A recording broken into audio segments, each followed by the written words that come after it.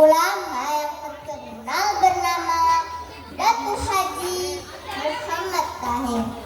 Sekalipun murid-murid banyak dan tersebar di berbagai daerah, Muhammad Tahir masih menganggap ilmunya kurang. Oleh karena itu, beliau tidak bosan-bosannya untuk menuntut ilmu. Puncaknya, Muhammad Tahir ingin menunaikan ibadah haji agar ilmunya lebih berkah. Ketika itu menunaikan ibadah menggunakan kapal laut dengan waktu tempuh 3 bulan. Menjelang sampai di Laut Merah, ada hal yang membuat penumpang heran dan ketakutan karena kapal tiba-tiba berhenti tanpa sebab. Awak kapal segera memeriksa mesin kapal, tapi tidak ada yang rusak. Para penumpang segera meminta kepada penumpang yang dikenal sebagai orang buta yang mengetahui hal-hal gaib untuk meminta pertolongan kepada Allah Subhanahu wa Ta'ala. Setelah salat dan berdoa, orang tersebut mendapatkan petunjuk dan semakin terkejut karena menurutnya orang gaib tersebut meminta seorang penumpang untuk dijadikan tumbal. Untuk memenuhi permintaan makhluk gaib tersebut, para penumpang melakukan undian untuk menentukan siapa yang dijadikan tumbal. Pada undian pertama, nama Muhammad Tahir yang keluar sebagai tumbal. Akan tetapi, para penumpang ragu sebab Muhammad Tahir itu orang alim. Pada undian kedua dan ketiga, tetap saja nama Muhammad Tahir yang keluar sebagai tumbal.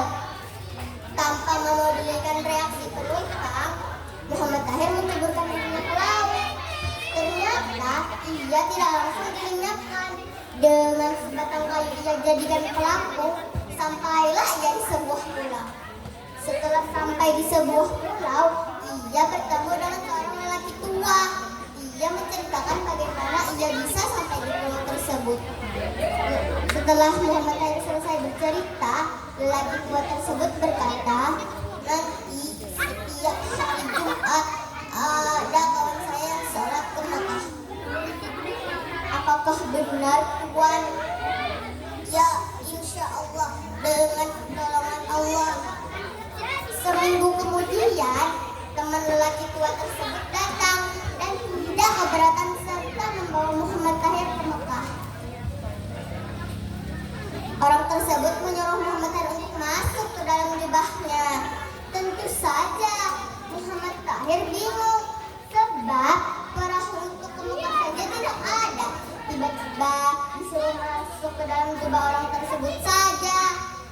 Akhirnya Muhammad Tahir mau masuk ke dalam jubah orang tersebut dan merasa energinya mulai lenyap. Setelah membuka mata, ia sudah sampai di Mekah. Orang tersebut sambil memisahkan dirinya sambil berkata, jika kamu ingin pulang ke Banjarmasin, tunggu sampai Jumat depan.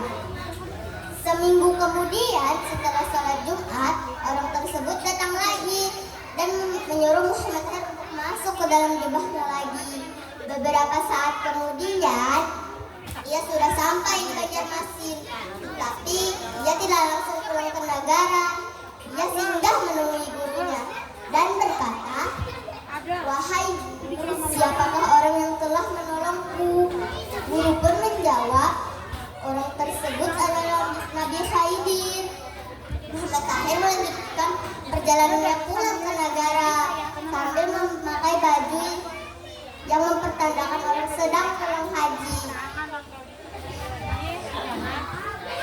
Tentu saja para penduduk bingung, bukankah Muhammad Tahir menceburkan dirinya di Laut Merah?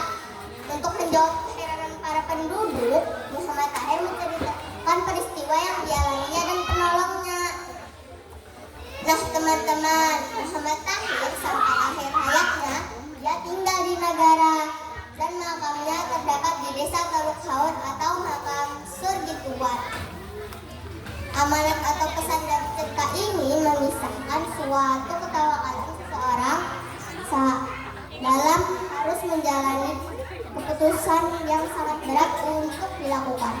Muhammad Tahir, tokoh utama dalam cerita ini, memiliki ketawakalan yang sangat luar biasa saat dirinya dijadikan tumbal atau korban. Sekian kisah dari saya. Salam literasi.